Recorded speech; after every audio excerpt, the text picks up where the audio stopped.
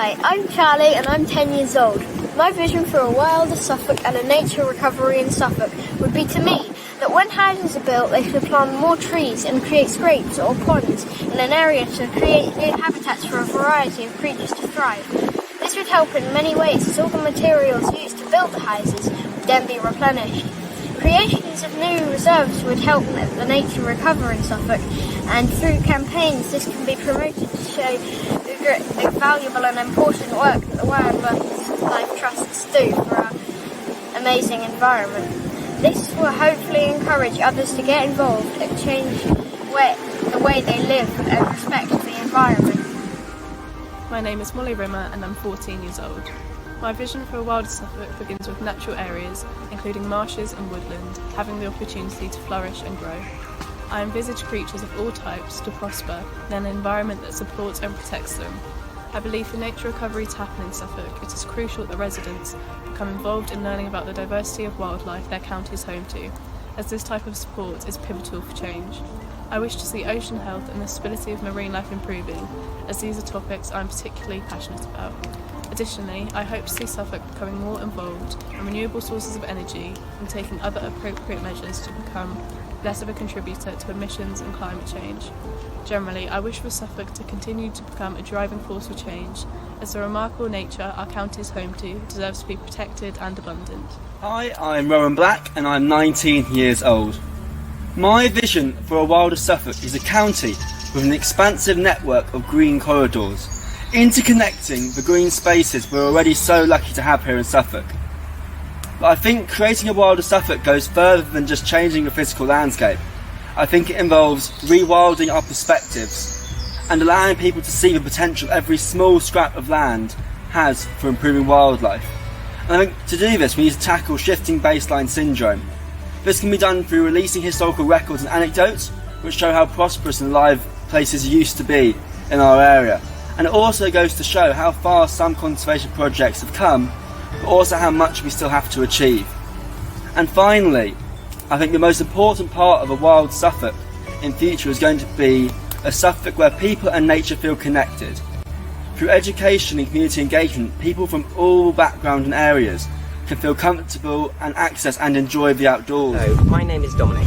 I would like to talk to you about the relationship between technology and the climate crisis, and how technology has caused the climate crisis, but also is the only way out of the climate crisis that is politically stable and environmentally stable in the long term. Not only how we might continue to power our country and our county, in the case of Suffolk, and how we move on to more sustainable fuels like solar, wind and potentially tidal, but also how we prevent huge mistakes like building nuclear power stations, which will give us huge amounts of carbon debt, will give us huge amounts of monetary debt, are awful from a fiscal policy perspective due to the fact that they cost more than offshore wind turbines and yet produce less energy. And I want to also talk about how not only technology can be used in the ways we think of it normally in respect to the climate crisis power, but also how we can use improvements in technology, for instance smartphones, to reduce the amount of electricity we're using and to be more efficient with our heating. While the world is generally on a downturn from the perspective of the climate crisis, there is hope. And I would argue that hope can only be found through technology. Hello, my name is Nathan, I'm 17 years old. I joined the youth board, so I really wanted to be able to help affect a positive change in our environment. I would love to see the youth board take steps to encourage change on a widespread but small scale, utilising unused areas and increasing the use of roadside nature reserves. Increasing public awareness of the importance of biodiversity and preserving things that we can't see, such as mycorrhizal networks, would also be something I'd be really interested in. Hi, I am Thomas Heathwaite and I'm 20 years old.